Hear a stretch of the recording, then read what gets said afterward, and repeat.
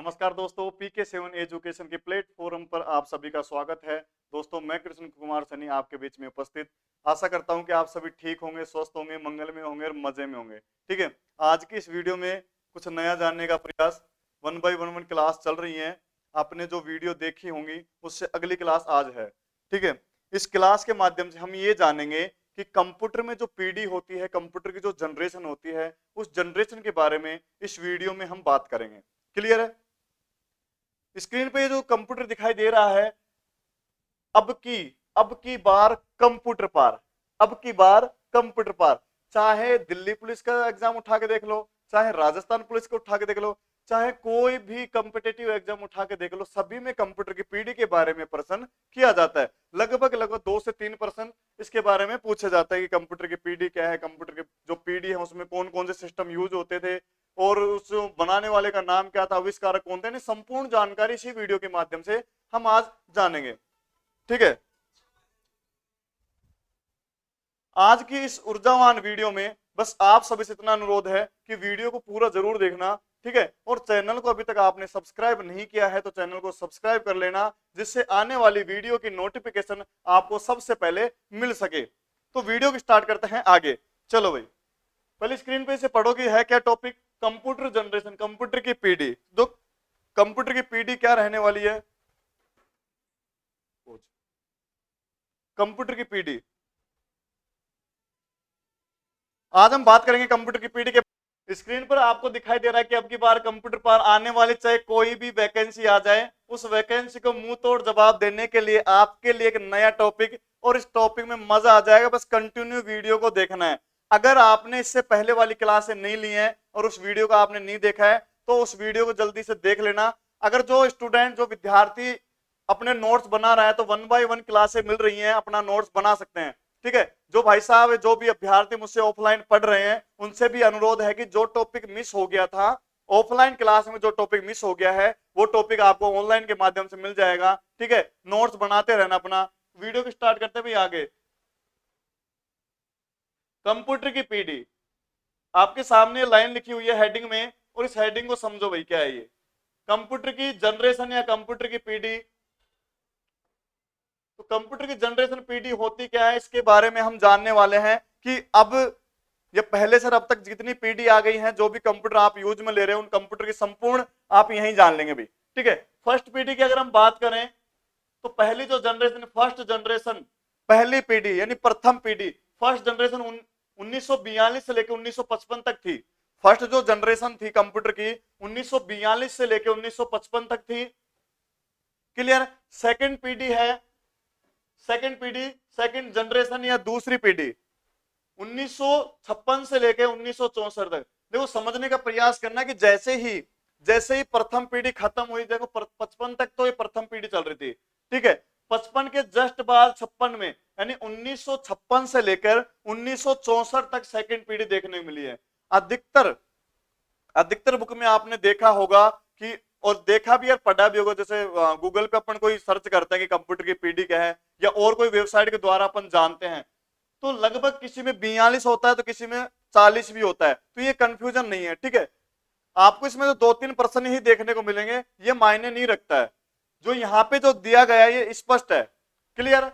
Third number पे जो पीढ़ी दे रखी है, तीसरी पीढ़ी, थर्ड जनरेशन, 1964 तक जो सेकंड थी, अब थर्ड आएगी जस्ट 65 में। 65 से और 75 तक ये चली थी थर्ड वाली। 4 नंबर की पीढ़ी की अगर हम बात करें तो फोर्थ जनरेशन आई 1976 से लेकर 1990 तक ये चल रही थी। और लास्ट है फिफ्थ जनरेशन, 5वीं पीढ़ी की अगर हम बात करें तो 1990 से लेकर प्रेजेंट टाइम तक है, यानी 1990 के बाद यानी अब तक भी ये जनरेशन चल रही है। ठीक है भाई, अब इनके बारे में 1 by 1 पढ़ते हैं कि ये है क्या, कहां से आई थी, कैसे काम करती है। क्लियर? यहां देखो, आपको दिखाई दे रहा होगा कि फर्स्ट जनरेशन, प्रथम पीढ़ी 1942-1955। तो 42 और 55 के बीच का जो पीरियड था, 42 से और 55 के बीच का जो पीरियड था फर्स्ट जनरेशन है प्रथम पीढ़ी का, उसके बारे में जानने का प्रयास। ध्यान देना, इस पीढ़ी में कौन सा कंप्यूटर यूज होता था? इसमें वैक्यूम ट्यूब का प्रयोग किया गया। इस पीढ़ी में या इस प्रथम पीढ़ी में, प्रथम जनरेशन में सबसे पहले वैक्यूम ट्यूब का प्रयोग किया गया। अब वैक्यूम ट्यूब अपने आप बहुत बड़े होते थे, जैसे कि आपने अधिकतर सुना है कि कंप्यूटर पहले बड़े होते थे, एक कमरे का जितना आकार होता था और इतने ये काम करते थे, ठीक है। तो फर्स्ट जनरेशन जो था इसमें वैक्यूम ट्यूब का प्रयोग किया गया, जो निर्वाचित नाली के द्वारा, निर्वाचित नालिका होती थी, नली, नली के द्वारा इसका यूज किया गया। अब इसके आविष्कार की बात है, देखो पिछली बार अगर हम बात करें एसएससी सीजीएल का जो एग्जाम गया था 19-20 में, उसमें प्रश्न पूछा गया कि वैक्यूम ट्यूब के आविष्कारक का नाम क्या है। जो वैक्यूम ट्यूब फर्स्ट जनरेशन जो कंप्यूटर आया, उस कंप्यूटर के आविष्कारक, उसके फादर का नाम क्या था।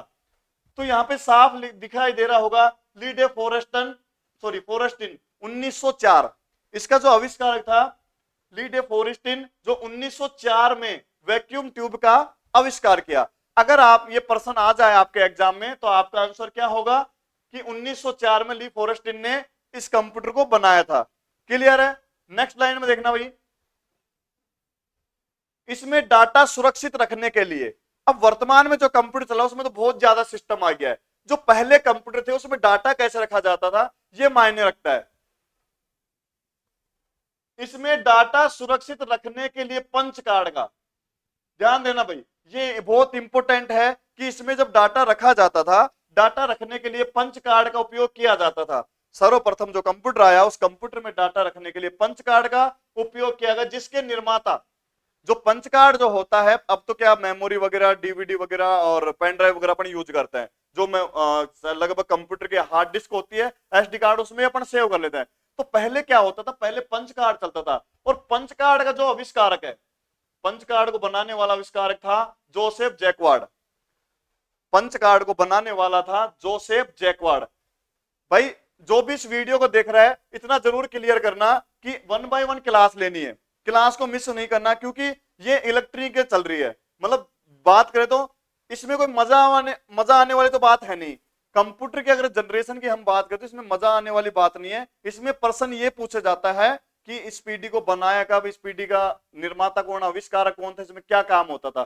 ठीक है, जिस भाई साहब को मजा नहीं आ रहा ना, इसमें मजे वाली बात नहीं है। अब आपके जो कॉम्पिटिटिव एग्जाम आने वाले हैं या आप तैयारी कर रहे हो उसमें आपको ये पूछे जा रहे हैं, और आप की डिमांड के ऊपर ये टॉपिक लेके आया था। और इस टॉपिक में रही बात मजे की, तो मजा आए ना आए पर टॉपिक को जरूर क्लियर कर लेना, क्योंकि इसका टेस्ट सीरीज अपन रखेंगे जल्दी ही।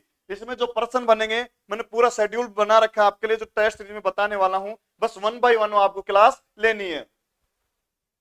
पंच कार्ड का निर्माता का नाम था जोसेफ जैकवार्ड थे। नेक्स्ट लाइन में पढ़ना भाई, इस कंप्यूटर में स्टोरेज के लिए, इस कंप्यूटर में स्टोरेज के लिए मैग्नेटिक ड्रम का उपयोग किया जाता था भाई। ये लाइन सबसे इंपॉर्टेंट है। मैंने अभी बोला कि वर्तमान में अपन जो कंप्यूटर में डाटा स्टोर करते हैं तो उसमें क्या करते हैं अपन जैसे पेन ड्राइव यूज करते हैं, एसडी कार्ड यूज करते हैं, मोबाइल के डाटा जो होता है गैलरी मेमोरी होती है उसमें अपन डाल लेते हैं। ठीक है, पहले जब अपन जो कंप्यूटर होता था फर्स्ट जनरेशन का, तो उसमें अपन क्या करते थे, उसमें यूजर क्या करता था, इसके डाटा को मैग्नेटिक ड्रम, पहले मैग्नेटिक ड्रम होता था, मैग्नेटिक ड्रम का उपयोग किया जाता था। और इसकी स्पीड की अगर हम बात करें 10 मिली सेकेंड होती थी। देखो ये समझने का प्रयास करना, 10 मिली सेकेंड की स्पीड होती थी। ठीक है, अब ये कंप्यूटर करता क्या था, ये कंप्यूटर अपने आप में आकार में बहुत बड़े हैं। ठीक है, और बड़े होने के साथ साथ इतने गर्म हो जाते थे, इतनी भयंकर हिंट मारते थे कि इसे चलाने के लिए एसी की जरूरत पड़ती थी। अब बात करो कि वर्तमान में एसी है नहीं, वर्तमान में गर्मी में हर कोई रह रहा है, तो इसे चलाने के लिए एसी कहां लाए। ठीक है भाई, ये इतना भयंकर हिंट मारता था। अभी इसकी पिक दिखाता हूं आपको, फिर आपको क्लियर हो जाएगा। वैक्यूम ट्यूब, अब वैक्यूम ट्यूब में कौन कौन से कंप्यूटर थे वर्तमान में, और जो पहले बात किया था उस चीज को समझने का प्रयास करना। वर्तमान में जो कंप्यूटर आया उसमें और पहले वाले कंप्यूटर में कितना चेंजिंग हुआ है। पहला जो कंप्यूटर था एनियक कंप्यूटर था। अगर प्रश्न में पूछा जाए कि फर्स्ट जनरेशन ऑफ कंप्यूटर, तो आपका आंसर में जैसे एग्जांपल दे दे, एनियक दे दे, यूनियक दे दे, आईबीएम 650 दे दे, तो फर्स्ट जो जनरेशन का था एनियक था, दूसरा एडीवर्थ, और तीसरा यूनिक, और 4 नंबर था आईबीएम 650। क्लियर है भाई, आगे चलते हैं। अब ये देखो वैक्यूम ट्यूब, आपने बाइक है, बाइक में जो आगे की लाइट होती है, तो लाइट में जैसे आपने अधिकतर देखा होगा ऐसा फ्यूज होते थे जो बाइक के आगे वाले मुंह पे लगे होते हैं। अब ये रोशनी देता था, बाइक में रोशनी देता है, तो ये सेम बल्ब होता है ऐसा। अब तुम कंटिन्यू उस बल्ब को, बाइक वाले बल्ब को कंटिन्यू 3 से 4 घंटे जला के रखो और फिर उसके हाथ लगा के देखना, हाथ लगा जितना हिंट मारे गर्म हो जाता है। तो तुम सपोज करो, तुम एक मिनट सोचो कि जब एक बाइक में एक बल्ब इतना गर्म हो रहा है तो एक वैक्यूम ट्यूब में तो कई हजार वैक्यूम या कई हजार फ्यूज मिलने के बाद एक वैक्यूम। देखो यहाँ पे जो पिक दिखाई दे रही है, इसमें जो ये फ्यूज लगे हुए हैं, ये जो फ्यूज लगे हुए हैं ना, ये सारे इतने हिंट मार देते हैं, इनको चलाने के लिए एसी की जरूरत होती थी पहले। ठीक है, ये सारे फ्यूज बनकर एक वैक्यूम ट्यूब का निर्माण करते हैं। नेक्स्ट चलते हैं, सेकंड जो जनरेशन थी। अब सेकंड जनरेशन पर पूछ गए, सेकंड जनरेशन दूसरी पीढ़ी 1956 से लेकर 1964 तक चली है। जैसे ही प्रथम पीढ़ी खत्म हुई उसके जस्ट बाद दूसरी पीढ़ी। समझने का प्रयास करना, जैसे मान लो आपके घर में चीनी, तो जानते हो चीनी, चाय बनाने के लिए चीनी आपके पास 1 किलो पहले से है, और आप मार्केट में जाओ तो आप चीनी लेके आओगे? नहीं लेके आओगे, क्योंकि आपके पास पहले से चीनी है। अगर वो चीनी खत्म होती है तो आप दूसरी चीनी लाते हो। क्लियर है? तो जब वैक्यूम ट्यूब था, तो वैक्यूम ट्यूब जब तक वैक्यूम ट्यूब का टाइम पीरियड था, जब तक वैक्यूम ट्यूब को इधर समझने का प्रयास करना कि जब तक वैक्यूम ट्यूब का टाइम पीरियड था ट्रांजिस्टर की हमें जरूरत नहीं पड़ी। अब जैसे ही वैक्यूम ट्यूब ने काम करना इंकार कर दिया, धीरे धीरे इसकी क्षमता कम होने लगी, तो 2 नंबर पे कंप्यूटर या सेकंड पीढ़ी आई। सेकंड पीढ़ी थी 1956 से लेकर 1964 तक। जैसे घर में चीनी खत्म होती है हम दूसरी लाते हैं, वैसे ही कंप्यूटर है। अब इसे समझो भाई, इस पीढ़ी में वैक्यूम ट्यूब की जगह, इस पीढ़ी में वैक्यूम ट्यूब की जगह ट्रांजिस्टर का उपयोग किया गया। जो ट्रांजिस्टर सेकंड पीढ़ी थी, उसमें सेकंड पीढ़ी में ट्रांजिस्टर आया, इसमें वैक्यूम ट्यूब की जगह ट्रांजिस्टर का उपयोग किया गया। इसका आविष्कार का अगर नाम की बात करें तो विलियम शोकले था। ट्रांजिस्टर कंप्यूटर का जो आविष्कारक था विलियम शोकले। देखो नाम भी अजीब सा ही है, अब याद नहीं हो रहा तो क्लास को रिपीट करके देख लेना। और जो भाई साहब नोट्स बना रहे, जो भी अभ्यर्थी नोट्स बना रहा, नोट्स बनाते रहना। इसमें देखो रटने वाली बात नहीं है, कंप्यूटर एक ऐसा सब्जेक्ट रटने की बात नहीं होती, इसमें रटा नहीं जाएगा, क्योंकि इसमें जो आविष्कार के नाम ही ऐसे अटपटे दे रखे हैं। ठीक है, आप इस क्लास को या आप नोट्स बना के रिविजन करना है 1 या 2 बार में, जब रिविजन हो जाएगा तो क्लियर हो जाएगा। और फिर भी रिविजन नहीं होता है, नाम याद नहीं होता, तो आने वाली टेस्ट सीरीज में इतना जरूर क्लियर हो जाएगा कि ट्रांजिस्टर का आविष्कारक कौन था, वैक्यूम ट्यूब का आविष्कारक कौन था, इसके कौन कौन सी पीढ़ी के कंप्यूटर थे और क्या क्या काम करते थे। ठीक है, बस आप नोट्स बना लेना, जो नोट्स बना रहा है नोट्स बनाते रहना, 1 बाय 1 क्लासें मिल रही है। ट्रांजिस्टर का आविष्कारक का नाम था विलियम शोकले। विलियम शोकले था। अब ध्यान दो, इसमें थोड़ा सा चेंजिंग हुआ है, मात्र थोड़ा सा चेंजिंग हुआ है, बिल्कुल भी मतलब ज्यादा नहीं बदला है, बस थोड़ा सा बदला है कि इसमें डाटा सुरक्षित रखने के लिए चुंबकीय टैप, उसमें मैग्नेटिक ड्रम का यूज किया गया था। वैक्यूम ट्यूब में मैग्नेटिक ड्रम का यूज किया गया था, इसमें चुंबकीय टैप और डिस्क का उपयोग किया गया था। इसमें डाटा को सुरक्षित रखने के लिए यूजर जो कमांड देता था, जो डाटा होता था, उस डाटा को सुरक्षित रखने के लिए चुंबकीय टैप और डिस्क का उपयोग किया जाता था, जिसकी स्पीड 10 माइक्रोसेकंड थी। 10 माइक्रोसेकंड थी। इधर देखना भाई, 10 माइक्रोसेकंड थी इसकी स्पीड। ठीक है, इस कंप्यूटर, अगली लाइन में, इस कंप्यूटर में कार्य के लिए असेंबली भाषा का उपयोग किया गया। भाई बहुत इंपॉर्टेंट लाइन है, इस लाइन को जरूर नोट कर लेना, अलग से आप इसको हाईलाइट कर लेना, क्योंकि अधिकतर पूछा गया था। जब मैं टेस्ट सीरीज रखूंगा तो टेस्ट सीरीज में जरूर क्लियर कर जाऊंगा कौन सा प्रश्न कब पूछा गया था। और अब जो देखो प्रीवियस एग्जाम जो जा चुके हैं, जो भी कॉम्पिटिटिव एग्जाम थे या प्रतियोगी परीक्षा जिन्होंने दिया है, जो तैयारी करे, उनको तो लगभग पता है। और जो अभ्यर्थी नए हैं उनको शायद अटपटा लग रहा होगा कि ये कब पूछा गया था। आपके सामने टेस्ट सीरीज में इतना जरूर क्लियर हो जाएगा कि इस प्रश्न को कब पूछा गया था। क्लियर है? अभी एसएससी सीजीएल का जो है, सीजीएल 2023 में ये भी पूछा गया था, जो मार्च के समथिंग जो एग्जाम था उसमें, कि भाई इस ट्रांजिस्टर कंप्यूटर में कौन सी भाषा का उपयोग किया गया। तो इस कंप्यूटर में कार्य के लिए असेंबली भाषा का उपयोग होता है। कार्य के लिए असेंबली भाषा का उपयोग होता है। इस कंप्यूटर में मैग्नेटिक ड्रम की जगह, अब समझने का प्रयास, थोड़ा सा ध्यान देना। इस कंप्यूटर में मैग्नेटिक ड्रम, मैग्नेटिक जो ड्रम था वो वैक्यूम ट्यूब में था, मैग्नेटिक जो ड्रम था वह वैक्यूम ट्यूब में था, और वैक्यूम ट्यूब की जगह मैग्नेटिक कोर मेमोरी का उपयोग होने लगा। बदलाव हुआ कि नहीं? समय के साथ लोगों की जैसे डिमांड बढ़ी तो इन कंप्यूटरों में भी बदलाव होने लगा, और वर्तमान में कंप्यूटर में इतना बदलाव हो गया है कि इंसान अपने एंड्रॉइड मोबाइल, जो भी कंप्यूटर का एडवांस टेक्नोलॉजी का, अपने जेब में भी ले जा सकता है। क्लियर हुआ कि नहीं बदलाव? सेकंड लाइन में देखना, इस कंप्यूटर के साथ, इस कंप्यूटर के साथ कोबोल एवं, ये इंपॉर्टेंट है भाई, कोबोल एवं फोर्ट्रन, कोबोल एवं फोर्ट्रन, अंडरलाइन कर लेना भाई, कोबोल एवं फोर्ट्रन जैसी उचित भाषा का विकास किया गया। इस कंप्यूटर के साथ जो नई भाषा, उच्च स्तर की जो भाषा थी, उच्च स्तर की या उचित भाषा जो थी, कोबोल, कोबोल एवं फोर्ट्रन जैसी उचित भाषा का विकास किया गया। इसकी स्पीड, स्पीड, अब इस कंप्यूटर की स्पीड तो अपने बात की थी, यहां पे ध्यान देना, इसकी स्पीड 10 माइक्रोसेकंड थी। अब इस कंप्यूटर में यूनिवेक 1108, आईबीएम 700, आईबीएम 1620, आईबीएम 7090। अब इंपोर्टेंट अभी जो पूछा जाता है, अधिकतर यहां से पूछा जाता है कि वैक 1108 तथा एटलस। अब इसको याद कैसे रखना है? देखो गांवों में अपने राजस्थान में अधिकतर जो पहले साइकिल आई थी, तो साइकिल आई थी एटलस के नाम से।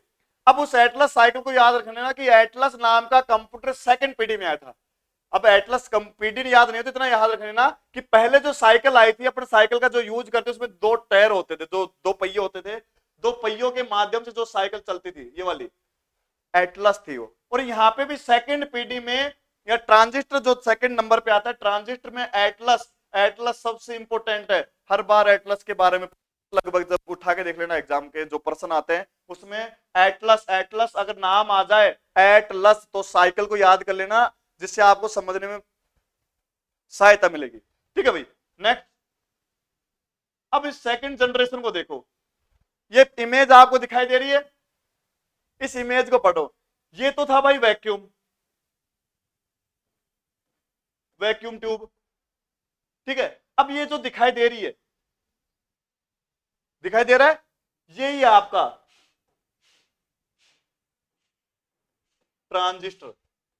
सेकंड नंबर की जो पीढ़ी है, फर्स्ट तो ये था, और सेकंड नंबर पे जो दे रखा है ये ट्रांजिस्टर था, ये जो इमेज दिखाई दे रही है, ठीक है, ये फर्स्ट था, ये सेकंड है। नेक्स्ट थर्ड जनरेशन, तीसरी पीढ़ी। फर्स्ट तो क्या थी? वैक्यूम ट्यूब, सेकंड थी ट्रांजिस्टर, और 3 नंबर पे क्या थी इसके बारे में बात करते हैं। थर्ड जनरेशन, तीसरी पीढ़ी, 64 के बाद, 64 तक तो वो चला, तो 1965 से लेकर 75 तक जो चला था आईसी था। इसे ट्रांजिस्टर के स्थान पर आईसी चिप का उपयोग किया गया इस कंप्यूटर में। देखो जब अपन जनरेशन की बात करो तो तुम्हें मैं ट्रिक बताता हूं, ट्रिक से याद करना। पहले ट्रिक अपन ने बात की कि जो वैक्यूम ट्यूब था, वैक्यूम ट्यूब कंप्यूटर में फ्यूज आते थे ना, बल्ब, जो बाइक में बल्ब होते हैं उससे याद कर लेना। देखो समझने का प्रयास, जो बाइक में जो बल्ब होते हैं लाइट के लिए, वो तो था वैक्यूम ट्यूब में, सेम फ्यूज होते थे। जब कई हजार फ्यूज मिलते थे तो ये बड़े आकार का हो जाता था, और ये कमरे में भी नहीं समझ, ऐसा आपने सुना भी पढ़ा भी होगा कि पहले के कंप्यूटर बड़े होते थे।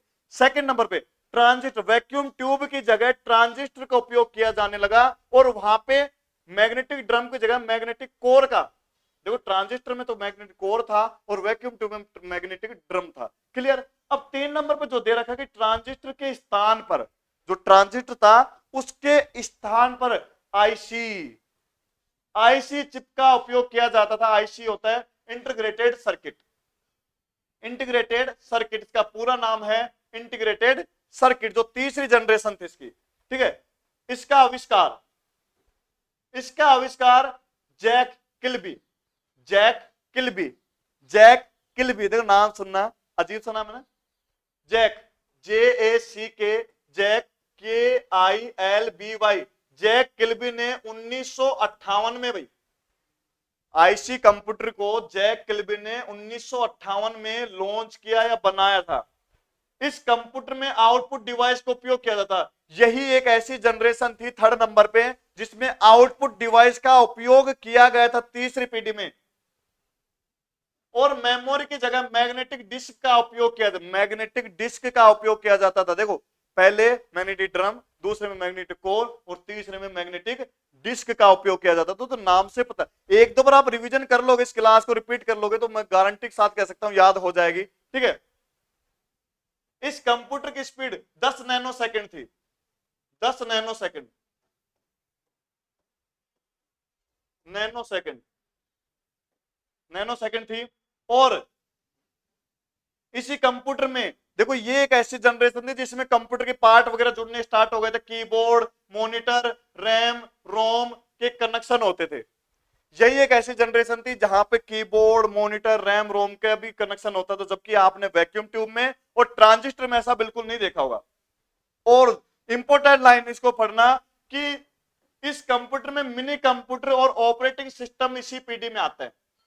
अगर मिनी कंप्यूटर और ऑपरेटिंग सिस्टम के बारे में पूछा जाए तो आपका आंसर होना चाहिए थर्ड पीढ़ी। ठीक है भाई, थर्ड पीढ़ी में आईसी जो दे रखा था इंटीग्रेटेड सर्किट में, मिनी कंप्यूटर और ऑपरेटिंग सिस्टम ओएस को जोड़ा था, ऑपरेटिंग सिस्टम।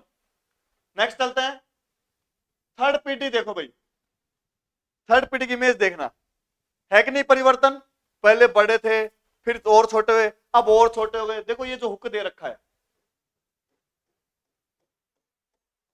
यही आपका थर्ड पीढ़ी। ठीक है भाई, नेक्स्ट चलते हैं फोर्थ जनरेशन, चौथी पीढ़ी।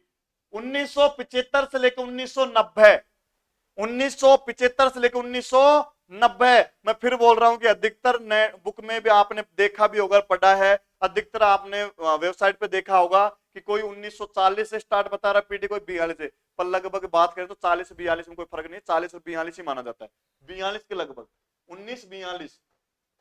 ठीक है भाई, अब इसे समझो, ये बहुत इंपॉर्टेंट है। इसमें देखो क्रांति आई थी इस पीढ़ी में, इस पीढ़ी में कंप्यूटर के क्षेत्र में सबसे बड़ी क्रांति, सबसे बड़ी क्रांति 4 नंबर पे जो पीढ़ी आती है, इस पीढ़ी में कंप्यूटर के क्षेत्र में सबसे बड़ी क्रांति आई और उसको, और माइक्रो कंप्यूटर की चौथी पीढ़ी भी आई। अगर हम बात करें तो जो माइक्रो कंप्यूटर वर्तमान में चल रहा है, जो चौथी पीढ़ी की देन है जिसमें कीबोर्ड माउस, तो देखो आईसी में थर्ड पीढ़ी में स्टार्ट हो गए थे, माइक्रो कंप्यूटर चौथी पीढ़ी में आए।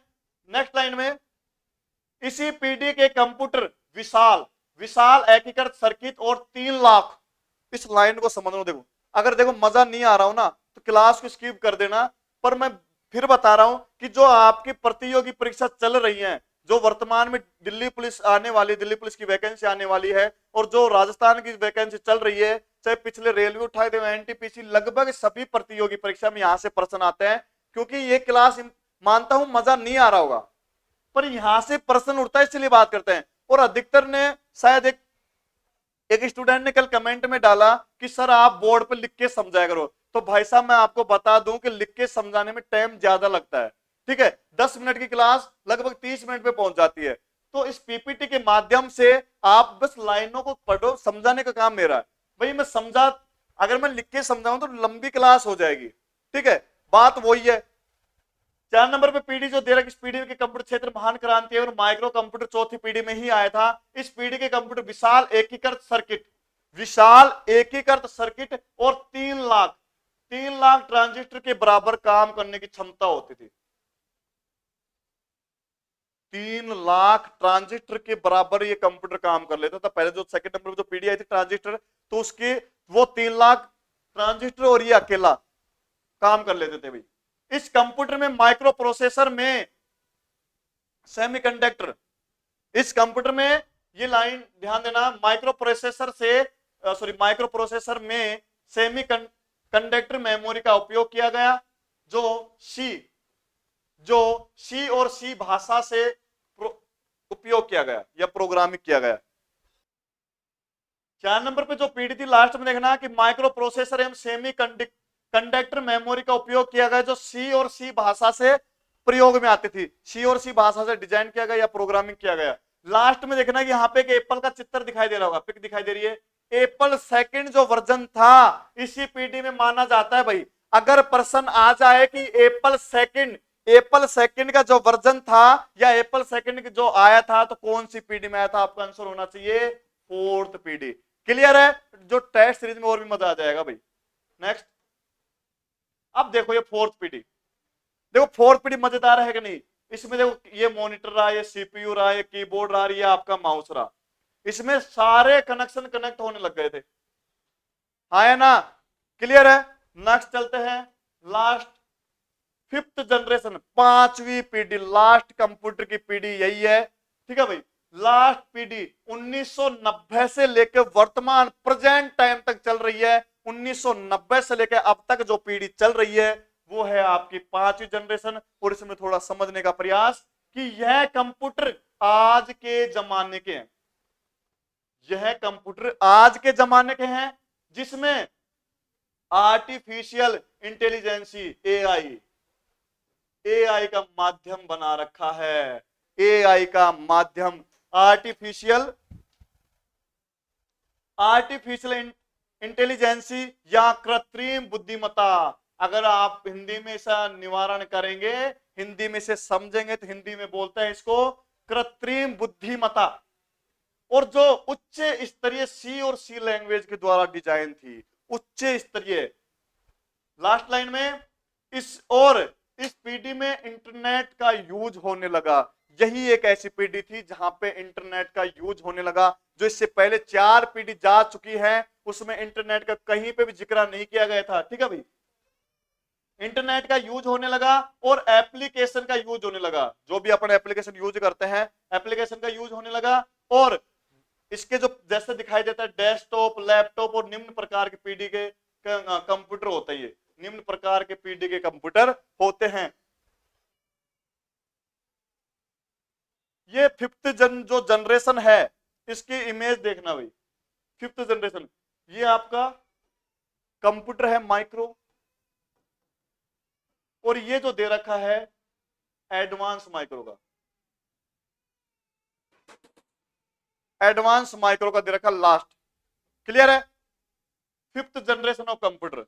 अगर आपको वीडियो अच्छी लगी है और आपको समझ में आया है तो बस इतना जरूर करना भाई, मैं फिर बोल रहा हूं कि अगर आपने इससे पहले वाले जो भी क्लास, जो विद्यार्थी नोट्स बना रहा है, नोट्स बना सकता है, क्योंकि 1 बाय 1 क्लासेस चल रही हैं, जीरो से हीरो तक ले जाने का प्रयास करेंगे, क्योंकि इन क्लासों में हम कंप्यूटर को मुट्ठियों में कर लेंगे, कंप्यूटर को भूलने ही नहीं देंगे, ठीक है। ये जो चैप्टर था जनरेशन का, पीडी का, ये थोड़ा मानता हूं थोड़ा अटपटा था, पर भाई इससे प्रश्न बहुत आता है। क्लियर है? अगर वीडियो अच्छी लगी है तो चैनल को सब्सक्राइब करना बिल्कुल भी मत भूलना, हाँ ठीक है। मिलते हैं नेक्स्ट वीडियो में, धन्यवाद भाई।